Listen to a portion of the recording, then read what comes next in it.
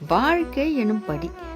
இந்த வாழ்க்கை எனும் படி ஒரு 100 படிகள் இருக்குன்னு வச்சுக்கோங்களேன். அதில் எந்த படியில் நமக்கு வெற்றி கிடைக்கும்னு நமக்கே தெரியாது.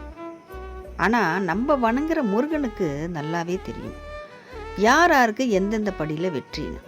ஏன்னா எழுதப்பட்டு இருக்கு. சில பேருக்கு முதல் படி ஏறும்போதே வெற்றி கிடைச்சிடும். சில பேருக்கு 2வது படியில் கிடைக்கும். சில பேருக்கு 5வது படி, இப்படி ஒவ்வொருத்தருக்கும் ஒரு படியில் கிடைக்கும். ஆனால் சில பேருக்கு 99 படிகளும் ஏறினாலும் வெற்றி கிடைக்கவே கிடைக்காது.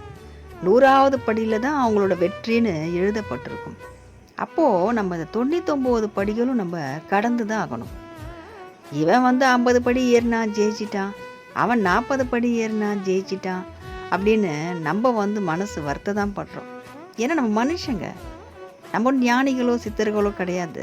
நம்ம மனுஷங்களாக தான் இருக்கோம். அப்போது வலியும் வேதனையும் நமக்கு இருக்கும்.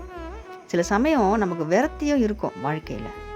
ஆனால் நமக்கான படி எதுன்னு நம்ம முருகனுக்கு நிச்சயமாக தெரியும். அந்த படிக்கு நம்மளை கொண்டு வரதான் முருகர் முயற்சி பண்ணிகிட்ருப்பார். அந்த படியில் போய் அவர் நின்றுட்டுருப்பார், கையை நமக்கு கொடுப்பார். வா, நான் உனக்கு கை கொடுக்குறேன், ஏறி வா ஏறி வா ஏறி வான்னுவார். ஆனால் நம்ம அதை உணரணும். முருகர் இருக்கார். நம்ம என்ன கஷ்டமான வேலை செய்யட்டும், எவ்வளோ நம்ம முடியாத ஒரு சூழ்நிலை நம்ம இருக்கட்டும், யார் நம்மளை கஷ்டப்படுத்தட்டும், இது எல்லாமே நமக்கு ரொம்ப கசப்பான அனுபவங்களாக இருக்கட்டும், பிடிச்சவங்க நம்மளை விட்டு பிரிஞ்சு போயிருக்கலாம், எதுவுமே நமக்கு கிடைக்காத விரக்தியான வாழ்க்கை நம்ம இன்றைக்கி வாழ்ந்துட்டு இருக்கலாம். ஆனால் எல்லா சூழ்நிலையிலும் நம்ம கூட முருகர் இருக்கார். அதுதான் நமக்கு ஒரு சின்ன நமக்கு ஒரு வெளிச்சம். இருண்ட இருட்டில், காடெல்லாம் இருட்டு, ஒரே ஒரு தீக்குச்சியில் வெளிச்சம் சொல்லுவாங்க இல்லையா?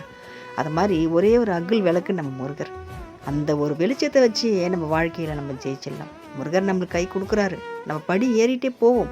எந்த படியில் நமக்கு வெற்றி இருக்கும் நமக்கே தெரியாது. ஆனால் நிச்சயமாக நமக்கு வெற்றி இருக்கும். அங்கே முருகரும் இருப்பார்.